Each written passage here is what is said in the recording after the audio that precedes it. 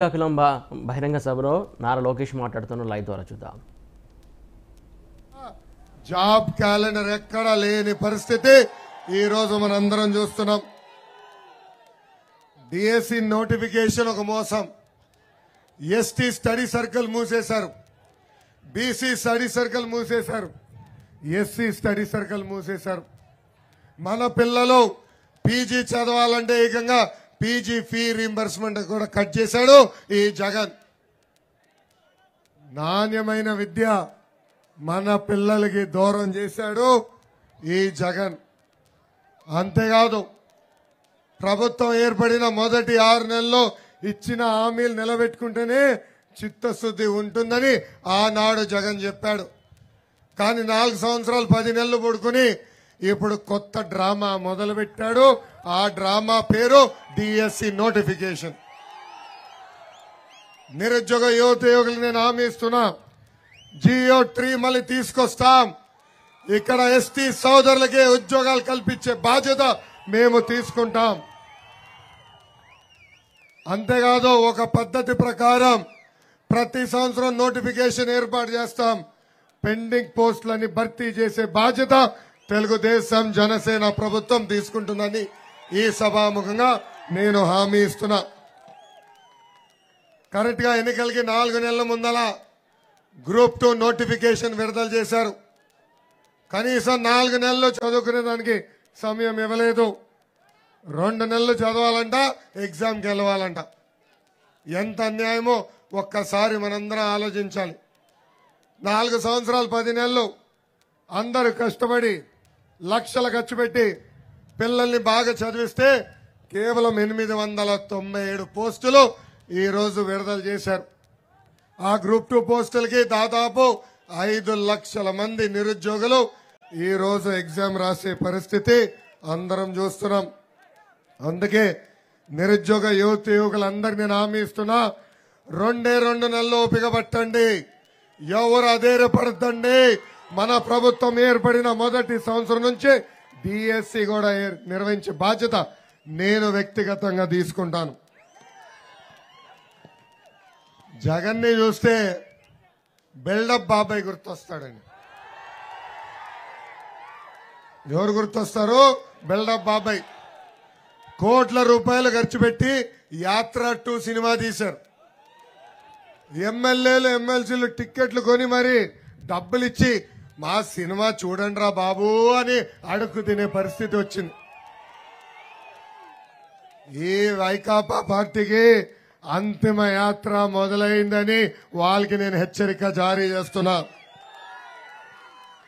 ఈ బిల్డప్ బాబాయ్ కట్టింగ్లు మామూలుగా ఉండవు.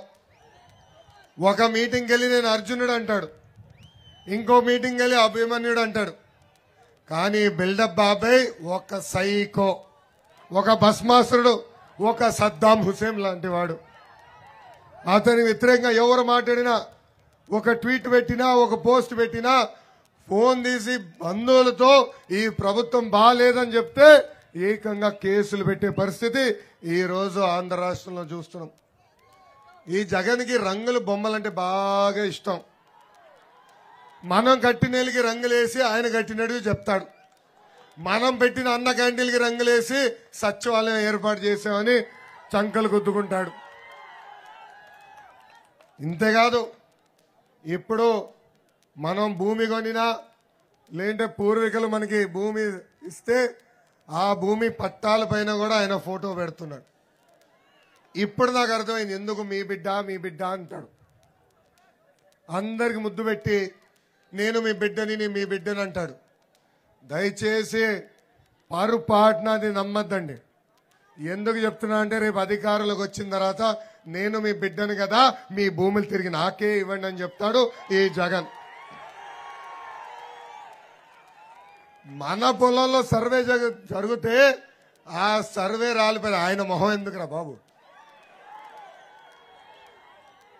ఎలాంటి పరిస్థితులు ఆంధ్ర రాష్ట్రంలో ఉన్నాయో ఒక్కసారి మనందరం ఆలోచించాల్సిన అవసరం ఉంది.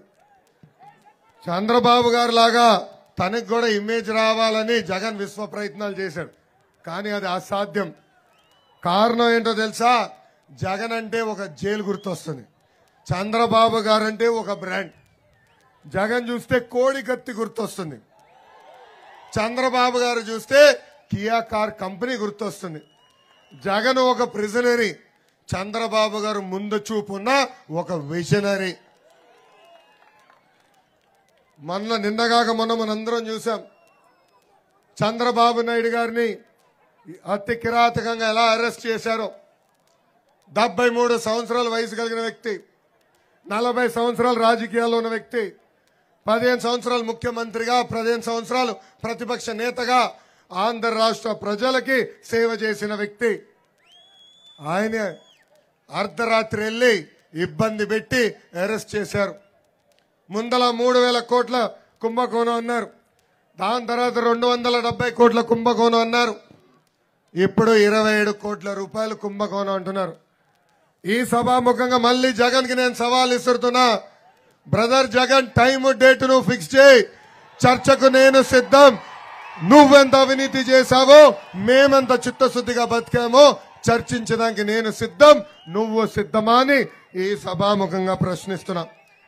జగన్ జైలుకి వెళ్తే రోజుకో కుంభకోణం బయటపడేది. అదే మన బాబు గారిని రాజమండ్రి జైల్లో బంధిస్తే రోజు ఆయన చేసిన మంచి పనులు బయటపడినాయి. ఈ మధ్యన నేను చూస్తున్నా, నువ్వే మా నమ్మకం అని కొత్త బోర్డులు తీసుకొచ్చారు వైకాపా నాయకులు. ఊరూరికి బోర్డులు పెడుతున్నారు. జగన్ని నేను సూటిగా ప్రశ్నిస్తున్నా, మీ తల్లి చెల్లియే మిమ్మల్ని నమ్మట్లేదు, ఇంకా మేము ఎట్లా నమ్మాలి అని అడుగుతున్నాం. ఎన్నికల ముందల తల్లి చెల్లిని వాడుకున్నాడు. పాప మన ప్రాంతాన్ని కూడా వాళ్ళు వచ్చి ప్రచారం చేశారు. ఇప్పుడు ఆ తల్లి చెల్లిని మెడబట్టి బయటికి గెంటేశాడు ఈ జగన్. సొంత చెల్లెలు, ఒక పక్కన షర్మిల గారు, ఇంకో పక్కన సునీత గారు, జగన్ ఇంట్లో మాకు రక్షణ లేదు, మాకు రక్షణ కల్పించండి అని చెప్పే పరిస్థితి. ఇంట్లో ఉన్న మహిళలకే రక్షణ లేకపోతే ఇంకా తెలుగింటి ఆడపడుచుల పరిస్థితి ఎలా ఉంటుందో ఒక్కసారి మిమ్మల్ని అందరు నేను ఆలోచించమని కోరుతున్నా. ఈరోజు ఎంత దారుణంగా ఉందంటే, షర్మిల గారు వచ్చి ఈ ప్రభుత్వం వ్యతిరేకంగా మాడితే ఏకంగా పేటీఎం కుక్కలు మరుగుతున్నాయి. ఆమె పైన వ్యక్తిగతంగా ఆరోపణలు చేస్తున్నారు. ఆమె చేసుకున్న పెళ్లి గురించి కూడా ఈరోజు మాట్లాడే పరిస్థితికి వచ్చారు. అంటే ఎంత అన్యాయమో ఒక్కసారి మనందరం ఆలోచించాలా.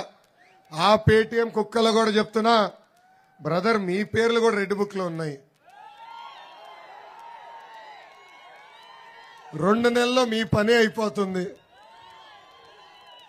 జగన్ పక్క రాష్ట్రానికి పారిపోయేదానికి సిద్ధంగా ఉన్నాడు. మళ్ళీ మీ పరిస్థితి ఎలా ఉంటుందో ఒక్కసారి వాళ్ళందరినీ ఆలోచించమంటున్నా. జగన్ చూస్తే ఒక అద్భుతమైన కట్టింగ్ ఫిట్టింగ్ మాస్టర్ గుర్తొస్తాడు. Cutting fitting master. ఏమా జగన్ పదే బటన్ నొక్కినా అంటాడు, కానీ మీ కంపెనీ